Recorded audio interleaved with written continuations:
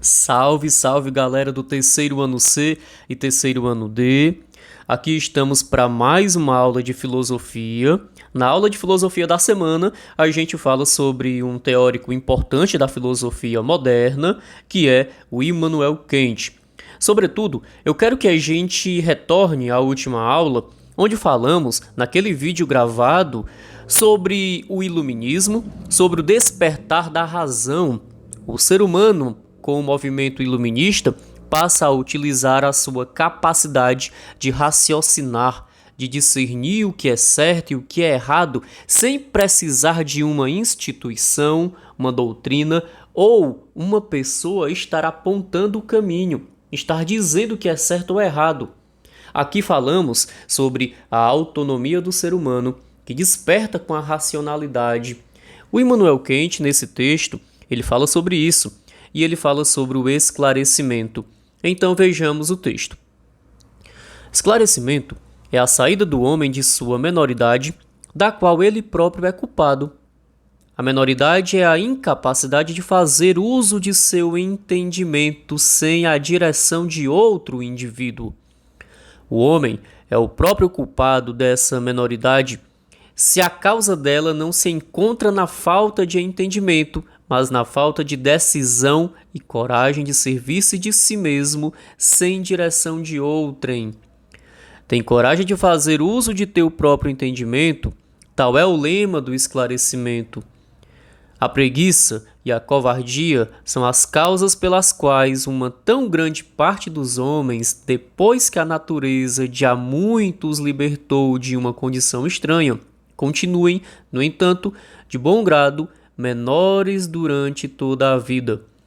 O Immanuel Kant ele fala que a maioridade ela se encontra quando o ser humano passa a utilizar a sua capacidade de raciocinar, sem precisar de instituições como a igreja, como associações, como partidos, como políticos. Então, para ele, o esclarecimento se dá quando o ser humano utiliza a sua capacidade de discernir, raciocinando sobre o que é certo e sobre o que é errado. Resumindo, ele fala assim: olha, para tu ter esclarecimento, tu precisa começar a raciocinar, a pensar, a refletir no que é certo e no que é errado. Não vai pela cabeça dos outros, não. Não faz o que o outro diz só porque ele acha que é correto, não. Raciocina. Se na tua convicção tu achar que é correto, beleza. Mas se depois que tu pensar e ver que o que o outro manda não é correto, que o que o outro fala não é correto, tu contesta. Para ele isso é esclarecimento, é o despertar da racionalidade.